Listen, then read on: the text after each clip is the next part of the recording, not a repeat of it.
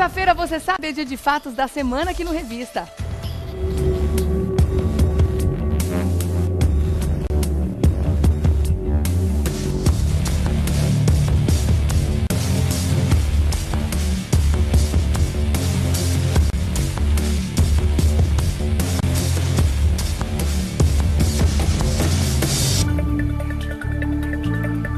A Câmara está retomando as atividades agora, depois do famoso recesso branco, e tem uma pauta bem importante de assuntos para serem votados. Logo mais a gente vai falar sobre isso hoje.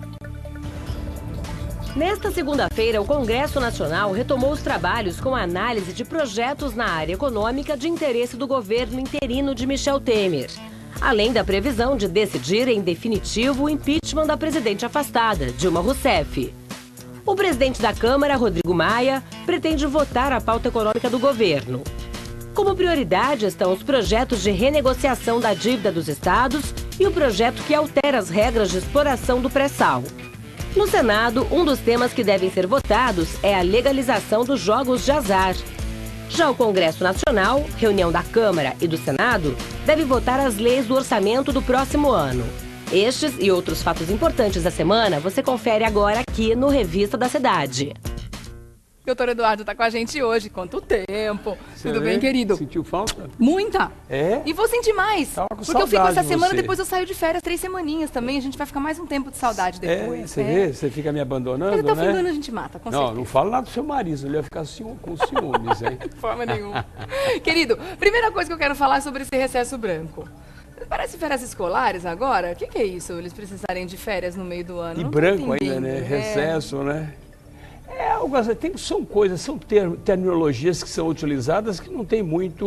Tinha que trabalhar, na verdade, eles precisam né? tirar um recesso no meio do ano? Assim, no fim do ano eles já ficam meses, né, fora do trabalho. A gente não entende isso, Ainda né? mais nesse momento, né? O país atravessando essa crise política, é. econômica, financeira, todas as crises possíveis chegaram agora recentemente, de 2014 para cá. Não tem muita justificativa. Na iniciativa privada não acontece isso, né? Vai pedir férias, Ao assim, contrário, fora de hora. Do contrário, ao né? contrário, tinha que trabalhar mais, O público né? tem que ser, né? Eu acho um absurdo. Bom, mas vamos falar sobre as pautas que eles precisam agora votar. Antes de mais nada, eles estão falando a respeito de dívidas com os estados, né? Dessa renegociação das dívidas. Em que pé que está essa história, doutor? Na verdade, Regina, o que precisa fazer uma reengenharia no país inteiro. Né? Hoje, os estados estão endividados.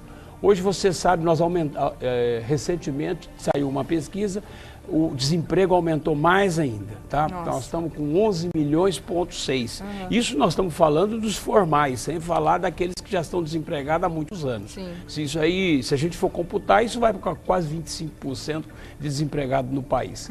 Né? Essa que é a grande verdade. Agora, precisa realmente criar uma pauta, né, uma pauta positiva, sobretudo, porque até agora nós estamos só com pauta negativa, né, uma pauta positiva para rever todas essas questões, sobretudo a questão econômica e financeira. Então você tem um impacto muito grande, porque hoje os municípios estão pobres, os estados estão endividados, né, e, consequentemente, a União também vem tendo muitos problemas nesses últimos anos, porque inchou a máquina de uma tal forma e que, obviamente, não está fechando a conta.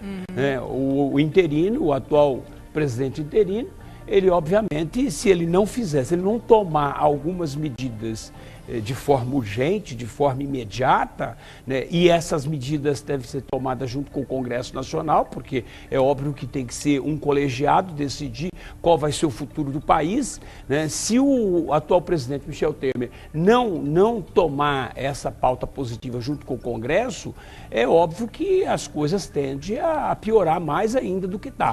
Dá para a gente chamar essas regras do pré-sal que eles estão querendo estabelecer agora de pauta positiva? Então, o ponto principal da questão da mudança do pré-sal é justamente não dar a obrigatoriedade da Petrobras investir em todos os campos de forma concomitantemente. Mas isso tá? A gente não está tirando dinheiro da gente mesmo? Não, olha, eu vejo isso, lógico, para toda política instituída como uma empresa que vem passando passando uma crise financeira Furacão, violenta, né? Ou Terremoto. seja, desabou os preços das ações da Petrobras. Agora, é óbvio que você precisa fazer alguma coisa. O grande problema que eu vejo na Petrobras, que aí é o chamado reserva de mercado, ou seja, soberania nacional, essa questão, é que quando se lançou o pré-sal, que na verdade o pré-sal sempre foi um saco de fumaça, a gente não sabia exatamente o que tinha dentro desse saco, né? Ninguém tinha a dimensão de que os investimentos que seriam feitos no pré-sal eram megas investimentos. E aí se focou só nos investimentos da Petrobras. E naquela oportunidade, a Petrobras era obrigada, por uma questão de soberania nacional, que o petróleo é da nação, que ele tinha que investir em todos os campos, em todos os blocos de petróleo, exploração de petróleo. Não tem empresa que aguente isso. Então, hoje, a mudança principal com relação à Petrobras é, no momento que se lança um determinado bloco para poder fazer uma exploração de petróleo, extração de petróleo, investimentos, a Petrobras tem que chegar aqui e falar, olha, eu abro mão desse bloco e vai para a iniciativa privada, né? Então, esse é o principal foco, ou seja, tirar a obrigatoriedade da Petrobras em ter que investir em todos os blocos de exploração de petróleo da Petrobras. Então, esse é o ponto principal, entendeu? Se isso for mudado, porque é a mesma coisa, pergunta para a Petrobras se ela quer ou não. Se ela falar, não quero explorar, abro mão, aí aquela exploração vai para a iniciativa privada. Ou seja, então a grande restrição, a grande preocupação é aqueles que, obviamente, defendem que o petróleo é nosso, entendeu? E, na verdade, eu acho que a iniciativa privada tem que estar atuando à frente. Se nós fizermos uma comparação... Ou seja, como coadjuvante, né? Se nós fizermos uma comparação, você vê nos Estados Unidos, né? O petróleo lá, você pega na região do Texas, praticamente o governo não tem nada a ver com a exploração de petróleo. É só a iniciativa em relação à iniciativa privada. Né? Ou seja, é eles que fazem investimento, é eles que fazem a exploração. Então, me parece que é uma tomada de decisão bastante importante para o país e, sobretudo, para a Petrobras. Bem importante mesmo, vai mudar muito daqui para frente. Daqui a pouco a gente fala sobre impeachment também. Eu volto já, tá bom? Até já. Vamos continuar falando sobre os fatos da semana, tem muita coisa para a gente conversar ainda. Fica com a gente. Vamos voltar a conversar com o doutor Eduardo, porque agora a gente vai falar também sobre a questão do impeachment. Eles voltando do recesso, tem essa também, mais essa para ser conversada e falada agora. O parecer do relator já foi aprovado, né, do Antônio Anastasia. Em que pé que a gente está agora, doutor? Então, o Senado tem também uma pauta também bastante significativa, né? Sempre, sobretudo, a questão do impeachment, que deve ser votado no começo de setembro, final de agosto. Isso deve passar para setembro. Estão falando agora do dia 25 de agosto. Né? Mas provavelmente vai para a primeira semana de setembro. Porque, na verdade, hoje o Anastasia, o senador, o relator, vai ler o relatório final, né? O relatório dele, final. Tem uma primeira votação, agora uma votação simples na próxima semana, né? Uma vez admitida, que é aquela questão da acusação, ou seja, admitir a acusação, né? Uma vez admitida por maioria simples, aí é 50% mais um dos senadores, né? 51% dos senadores, aí sim, depois disso já começa o agendamento para submeter ao plenário. Aí, naquele momento, nós precisamos de 2/3 de todos os senadores votando no impeachment para que ele seja, para que a presidente afastada Dilma possa ser definitivamente retirada do cargo. Contando com atrasos, a gente deve chegar a uma decisão final sobre esse assunto em meados de setembro. Então, já tem uma definição. Eu acho que até a primeira semana, até o dia 10 de setembro, nós já temos uma definição. O país já, na verdade, passa uma régua nessa questão do impeachment. Ou ela volta, ou se afasta definitivamente e o Michel Temer passa deixa de ser interino, né? Deixa de ser interino e passa a ser presidente da República. Vamos mudar de assunto? A gente vai falar também sobre um assunto que o pessoal aqui de São Paulo não está entendendo muito bem, por isso que é bom a gente tentar entender, se é que tem como, tá? A gente ouve falar a respeito das questões do metrô, né, dos escândalos, atrasos em obras e tudo mais. De repente a gente é surpreendido por um perdão de dívida, né, do governo do estado para com a Alstom, uma dívida que está girando aí em 116 milhões de reais, e de repente essa dívida é perdoada e a gente quer entender por quê, doutor Eduardo, porque eu sinceramente nunca vi. Já viu o banco perdoar? Você não parece uma pessoa que tem muita dívida, não? Alguém já perdoou alguma dívida? Olha, se quiser me perdoar a mim, eu estou aceitando, você quer saber. Eu nunca vi. De bom grado. Eu já vi renegociação de dívida, já vi até um desconto. Agora, perdão de uma dívida desse tamanho, o que aconteceu, doutor? Isso, na verdade, é algo que vem se arrastando há alguns anos, tá? Desde 2014, vem se discutindo essa questão da Alstom, tá? Tá. Vamos fazer o seguinte, antes da gente falar sobre esse assunto aqui, a gente vai ouvir um contraponto, porque a gente foi ouvir o Paulo Silvino Ribeiro. Ele é sociólogo e professor da FESP aqui de São Paulo, e ele também vai falar sobre isso. A gente fez uma pergunta para ele. No que o governo se apoiou para abrir mão da dívida estimada em 116 milhões de reais? Vamos ouvir, depois a gente fala sobre esse assunto aqui no estúdio. Recentemente, o governo paulista, então, perdoou uma dívida de 116 milhões de uma empresa que presta serviço ao metrô paulista.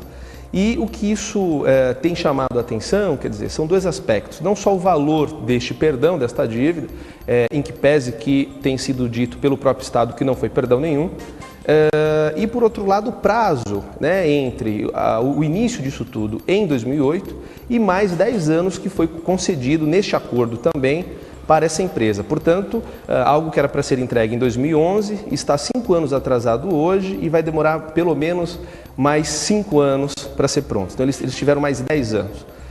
Isso significa o seguinte, quer dizer, o Estado tem dito, né, que tem uma preocupação, evidentemente, com planejamento, contas públicas, mas isso chama atenção, né, seja pelo valor, seja pelo prazo.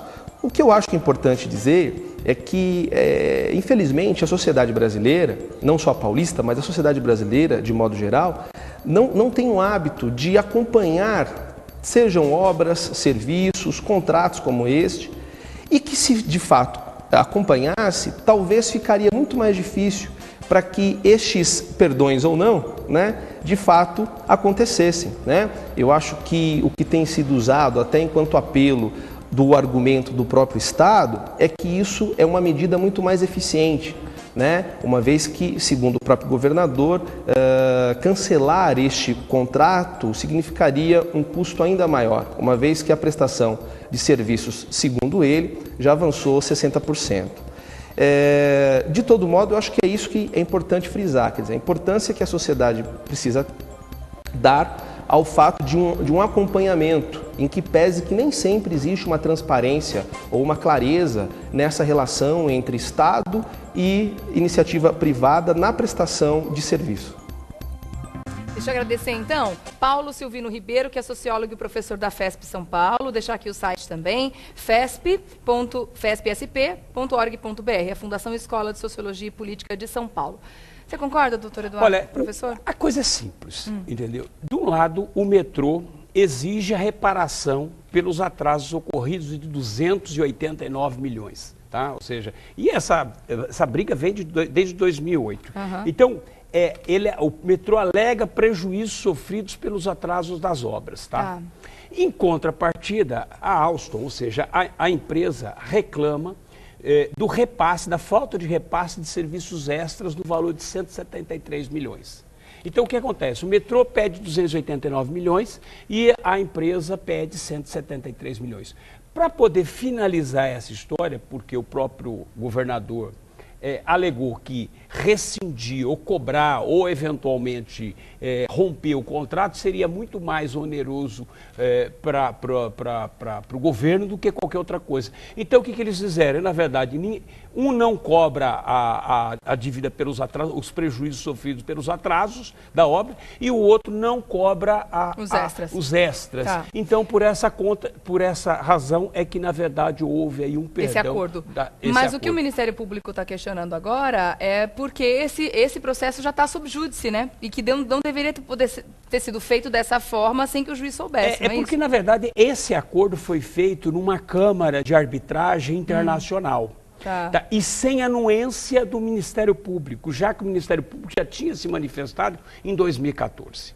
Tá? O promotor que cuida desse aí, que é o Marcelo Milani, ele já tinha se pronunciado que havia necessidade de abrir um procedimento para poder investigar essa questão lá atrás, em 2014. E aí vem o metrô e a Alstom fecha um acordo numa Câmara de Arbitragem Internacional sem a anuência deles. Então, por essa razão é que ele está, na verdade, retomando essa questão e submetendo pelo crivo do juiz para saber se esse acordo realmente é válido, ou seja, se esse acordo encerra o assunto ou não. Ou se vai continuar sendo discutido. Então, objetivamente, é exatamente isso que ocorre, né? Deu para entender. Poder encerrar. Por isso que é bom a gente falar sobre as questões, né? Doutor Eduardo sempre ajuda a gente a entender muito melhor esses assuntos espinhosos da nossa política, inclusive. Quer continuar falando com o doutor Eduardo? Corre lá para o Facebook, Eduardo César Leite, facebook.com/Eduardo César Leite. E até a volta das minhas férias, meu querido. Obrigada por tudo, viu? A gente divirta-se bastante. Obrigada, viu? Tá? Com certeza irei. Se cuide. Até a volta. Obrigada. Até mais. Beijo.